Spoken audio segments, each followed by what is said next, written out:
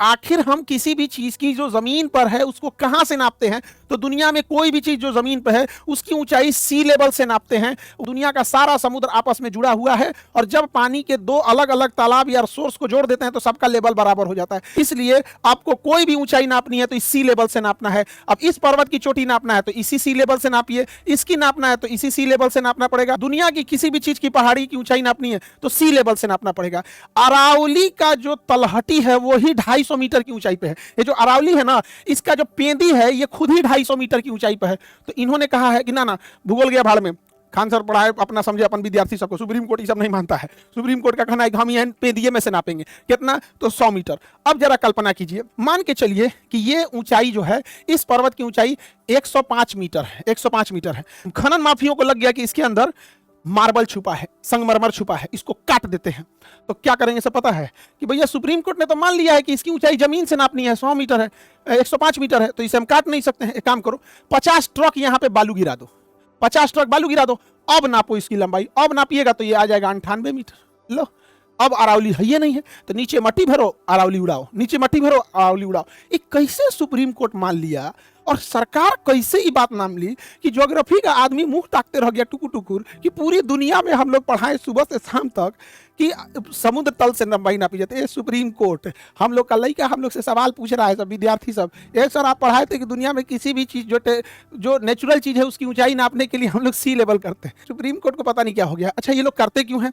जैसे यहाँ से इस पहाड़ को काटनी है तो सी लेवल से, इस समुद्र तल से इस पहाड़ की ऊंचाई 250 मीटर से ज्यादा है, लेकिन नीचे से देखिएगा तो आपको लगेगा कि भैया ये तो 80 मीटर के आसपास है। इन्होंने क्या किया, कहा कि समुद्र तल से नहीं नापेंगे, यहाँ से नापेंगे। अब इसको क्या करेंगे ये लोग, पहले तोड़ेंगे लोग, उसके बाद इस क्रशर मशीन में डालेंगे, बड़ा पत्थर बनाएंगे, बड़ा बड़ा तो सड़क के नीचे बेचेंगे सड़क बनाने के लिए, और छोटा तोड़ेंगे तो घर की ढलैया में, और क्रश कर देंगे तो बालू हो जाएगा। तो पहले इतना बड़ा तोड़ो, फिर तोड़ा करो, ऐसे ऐसे करो। आप इनको पहाड़ मिलता कितना है, ऐसे ही तोड़ लो पूरा पहाड़।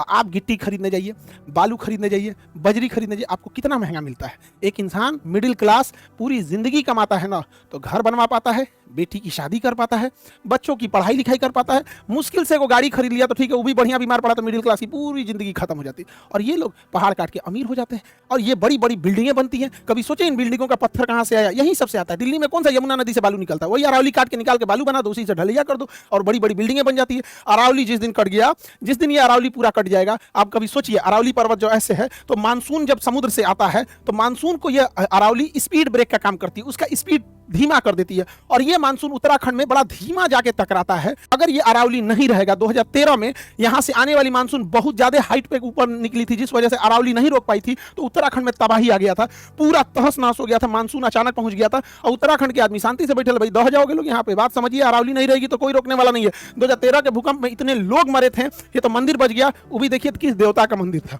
हमको लगता है देवता का ही प्रभाव पड़ता है, कोई कम शक्तिशाली रहता तो नहीं हो बच पाता, इतना विशाल वहां था। तो महादेव का मंदिर है, कौन तोड़ सकता? अरावली अगर हटा देंगे तो हर साल उत्तराखंड में तबाही आएगी। और इतना ही नहीं, सोच रहा हम यूपी बिहार वाले बाढ़ में डूब जाएंगे, कहेंगे कैसे? तो देखिए, अगर ये अरावली यहाँ है तो ये अरावली क्या करती है, यहाँ से जो बालू होता है वो उड़ के जाता है तो मध्य प्रदेश में नहीं पहुंच पाता है और इधर नहीं पहुंच पाता है। जब हम यहाँ पे अरावली को काट देंगे तो यहाँ से जो बालू उड़ेगा वो इन हिमालय पर्वत पे जाएगा। भारत के ऊपर ये पूरा का पूरा हिमालय पर्वत है और यहीं से गंगा यमुना नदियां निकलती हैं, घाघरा नदी निकलती है, सारी नदियां निकलती हैं जो आगे यूपी बिहार में जाती हैं।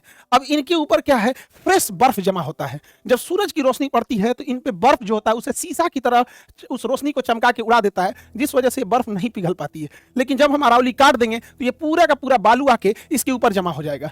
बालू की खराबी क्या होती है, ऊष्मा सोख लेता है, इसलिए भूजा भूनने के टाइम ना बालू का यूज करते, फट से गर्म हो जाएगा। इसके ऊपर बालू की एक लेयर जम जाएगी तो ये सूरज की रोशनी को चमका के परावर्तित रिफ्लेक्ट नहीं करेगा बल्कि सोख लेगा। और जैसे ये सोखेगा ये नीचे से ग्लेशियर पिघलना चालू होगा और ग्लेशियर जब पिघलेंगे नीचे से तो ऊपर का ग्लेशियर अचानक टूट जाएगा। नीचे का बर्फ टूट गया तो ऊपर पिघल गया तो ऊपर का वेट से नीचे गिर जाएगा और नदियों में अचानक से आएगा। जब नदियों में अचानक से आएगा तो पूरा उत्तराखंड तो पहाड़ पे है तो वहां तो जोर से तबाही लाएगा, यूपी पार करते हुए पूरा बिहार आ जाएगा यहाँ पर और ऐसे जलमग्न हो जाएगा। दिल्ली वाले लोग यहाँ से जो अरावली आती है तो इन अरावली के ऊपर घने जंगल है और दिल्ली का 20% ऑक्सीजन सप्लाई अकेले अरावली करती है।